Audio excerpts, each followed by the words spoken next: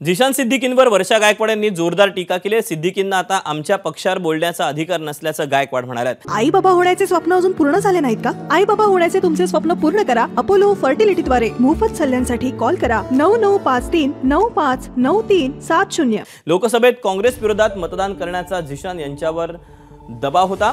यावरून काँग्रेस कार्यकर्ते जिशान यांच्यात भांडणं झाली, कार्यकर्त्यांची हाणामारी झाली असं देखील वर्षा गायकवाड यांनी म्हटलंय।